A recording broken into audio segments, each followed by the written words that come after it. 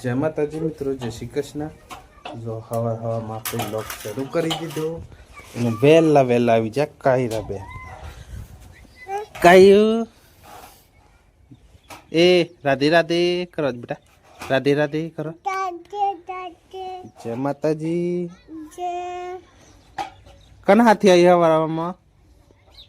કન હાથી આવી? દાદા હાથી કે દાદા હાથી આવી?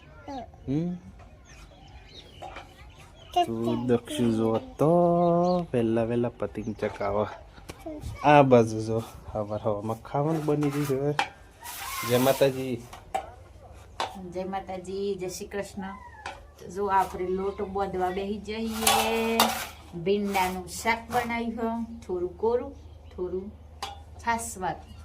અને કાયરા બેન હોય રમી રહી અને રમાડતો જઈને આપણે કોમ કર્યા કરીએ છીએ। તો જો વહેલા તો નથી, 9 વાગી જાય, 9 થઈ જાય એટલે આમ શિયાળાની દંચો જત્રા ખબર નહીં પડતી એટલે ડાયરેક્ટ સીધું ખાવાનું જ બની જાય। આમ નાસ્તો બાસ્તો નથી બનાવવાનો, તો બનાવી રહીએ તો મોડું થઈ જાય એટલે આપણે સીધું હોય ખાવા જ બની જાય। લોટ બધવા તો રોટલી બનાવી દે હું નહીં કાયરા કાયરા મદદ કરા હો કે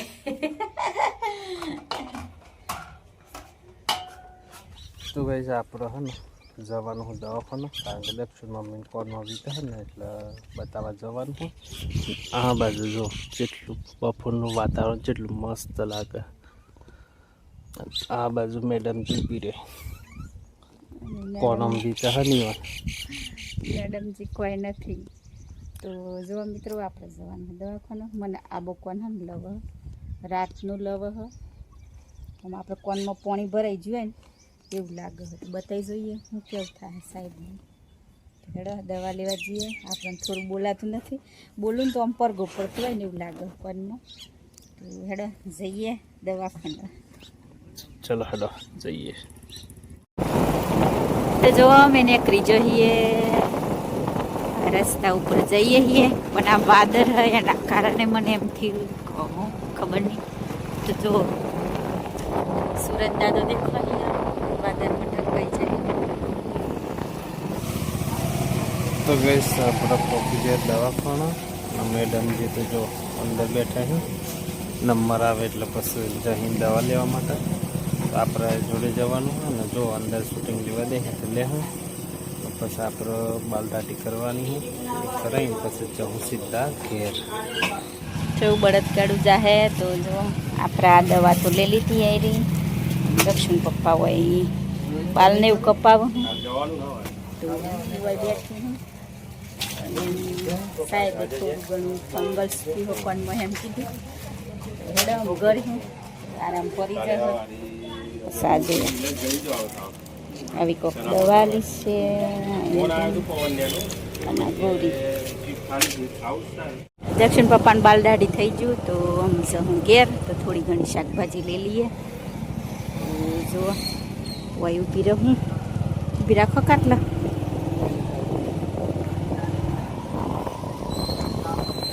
તો હેડો થોડું ઘણું શાકભાજી આદુ ને એવું થોડુંક લઈ લઈએ, વધારે લેવું શાકભાજી ને એવું લઈ લીધું। આમ જવું સીધો ઘેર। આ વાત રાખ નથી જાય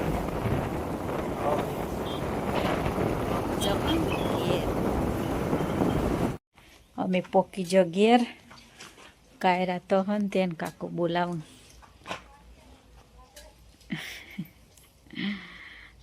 આવવા જો એન મમ્મી બે તો રસ્તો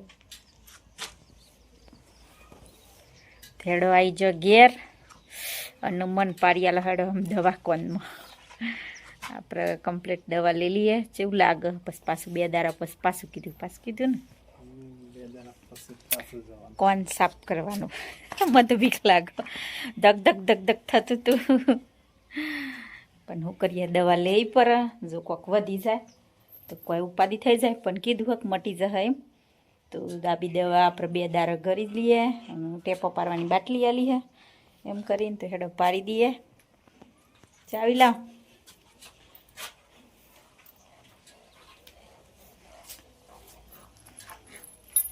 આ બગલો શું કરે છે અમારે હાવમાં તો ચીકુરી વાડ દેખાય જીવરો વેણી ખાવા આવી જાય બગલોને ખબર પડી જાય આપણે પોણી વારતા હોય ને તો અહીંયા ખબર પડી જાય નહીં અને શેરવાન ચાલુ હોય ને તો ખબર પડી જાય કે શેરવાન ચાલુ હેડો આપણે એક હાથ ઉપયોગ અલગ નથી આવતો લેજો નહીં ફાવ મને ખોલી દઈએ પહેલાં ફાવતું નહીં તો ગઈ આપણે તો આવી જતા ઘેર અને ઘેર આવીને જો એને ગુડીઓ કરાવી દીધી અને કોનમાં દવા પાડી આલી છે તે આમ આરામ કરીને આપણે જવાનું હોય ચીકુડી વાટવા તો ચીકુડી વાટી અને પછી આપણે બીજા પાડિયામાં ખાતર નાખવાનું હોય અને પાણી વારવાનું હોય તેવું કામ હોય તો લેહાડો એવું આપણું કરીએ કોમ તો આપણે દવા કરી હતી અને કોનમાં દક્ષિણ પપ્પા પાડી આલી હતી થોડું આરામ લાગ્યો તો પાછું આમ ઘરનું કોમનો ને એવો ટાઈમ થયો એટલે થોડી વાર પાછું આમ ઉપર થઈએ ધીરે ધીરે પાલ્યું કોમ બધોને આપણે બોધવાનો હે મોય તો બોધી દે હું અને આ બાજુ જહું મી ખેતરમાં જ આપણે હોય પહાણ જ જઈએ